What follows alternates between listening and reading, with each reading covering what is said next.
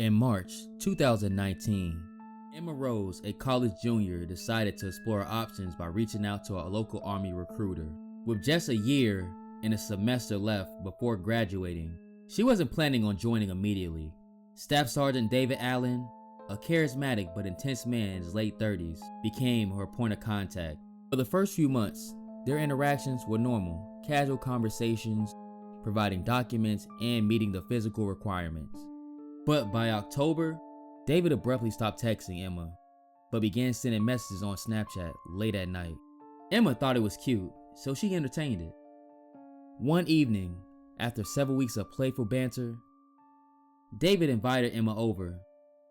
She was hesitant, but agreed. They talked about life and watched movies. That night, they ended up sleeping together. And what began as a one-time fling quickly spiraled into a situationship that lasted for 8 months. Things took an awkward turn as the summer approached. A random text message from David. "We have to stop," he said. Emma texted back, "Stop what?" Not sure on what David was referring to. David didn't reply immediately. So Emma took a quick shower, and then Emma checked her phone. It was 3 missed calls from David.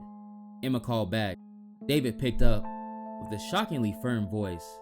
But as he continued to talk, I sensed sorrow in his tone, as David suddenly told Emma that he was getting back together with his wife. Emma wasn't particularly bothered. She had always seen the relationship as a temporary escape, not something serious. She figured when the time came to join the Army, she can just find another recruiter. By the fall 2020, Emma was ready to seriously consider enlisting. She called the recruiting station requesting a different recruiter. It was no hard feelings. Emma just didn't want to deal with David anymore. A few days had passed. David reached out furious. "Why didn't you contact me?" he demanded. Switching recruiters would look suspicious. Top might start asking questions. Months had passed since our last encounter, so Emma was confused. But against her better judgment, Emma agreed to stay with David as a recruiter. They went through the motions, tests, paperwork, and soon, she was just a signature and a physical exam away from joining the Army. Then David told her things wasn't working well with him and his wife after all. They began hooking up again, falling back in their old routines. But something had changed. David became more possessive, his aura becoming darker and more cruel by the day.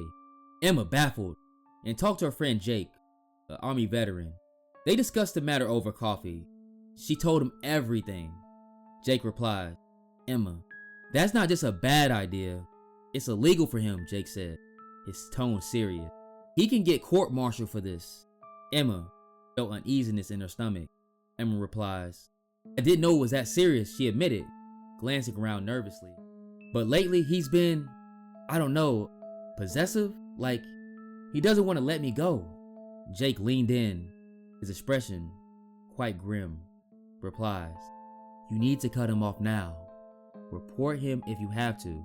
This isn't something to mess around with." Emma nodded, but felt conflicted. In her mind, she wasn't in the Army yet, so technically, the rules didn't apply to her. But David's behavior was becoming more and more unsettling. Ultimately, she decided to end the fling. Toward the end of 2020, Emma started seeing someone else. A few months later, she found out that she was pregnant. Emma called David to tell him that she wasn't going to join the Army after all. Surprisingly, he seemed fine with it. "I'm happy for you," David says, even asking her to dog sit while he was out of town. To make some extra money, she decided to be a dog sitter for a couple weeks. Something weird happened during the last time she went to go dog sit. David jokingly mentioned something that made Emma's blood run cold. David stated that he and his wife never actually divorced. They just had a few breaks.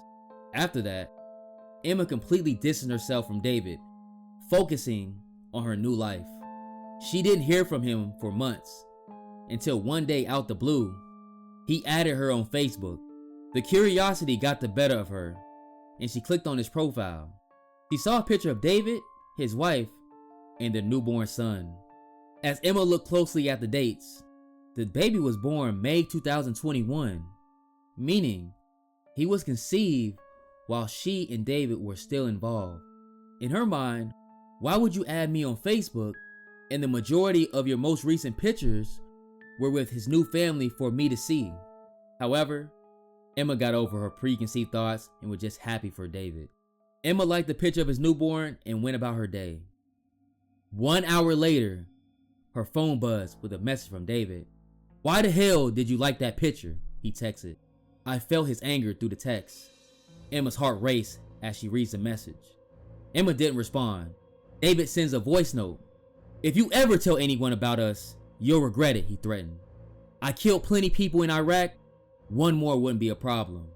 Terrified, Emma tried to brush it off, but she couldn't shake off the feeling of being watched. Days passed. David started showing up at places she frequently visited. David would never approach her directly. Emma would see his black and red Tacoma everywhere, parked from a distance. Emma went to the coffee shop and saw his truck parked in the distance again. Emma walks to his truck and confronts him. He replies as he rolls down the window. His smile was chilling. David states, "Don't make this complicated, Emma," he said, his voice calm but menacing. Emma told David, "Leave me alone or else." David replies aggressively, "Or else what?" Emma was frozen in fear and didn't say anything. David drives off. Emma went to Jake again, who urged her to report David immediately. But as she was considering her options, strange things started happening. She began receiving crazy notes left on her car, and she also started receiving anonymous text messages late at night. Emma finally initiated the report. A couple days later, she was certain she saw David's car parked outside of her apartment. One evening, there was a soft knock on her front door. She froze, staring at the door, as the knock came again, louder this time. "Emma, I know you're in there. We need to talk." David's voice called from the other side, sounding almost gentle. Emma's hand hovered over her phone, ready to call the police. The door handle rattled, and she stepped back, gripping in fear. Then David's voice softened, almost pleading. "I don't want to hurt you, Emma. I need to see you." Emma's resolve hardened. She gripped the phone, her fingers hovering over the emergency number, fingers pressing the 9 and anxiously proceeding one and one next. "Get away from my door, David, or I'll call the cops," she warned, her voice firm. Silence fell on the other side of the door. Then slowly, she heard footsteps retreating. Emma waited, every muscle tense, until she heard the sound of a car starting and driving away. She collapsed on the couch, shaking in fear, knowing this wasn't over. Emma finally saved up enough money to move and change her number and anything that reminded her of those terrifying moments. David was a man with everything to lose and was willing to go any lengths to protect his secrets. As Emma's world closed in around her, she realized she was trapped in a deadly game of cat and mouse, where the stakes were higher than she ever imagined. Emma still looks over her shoulder and hopes David never made good on his promises.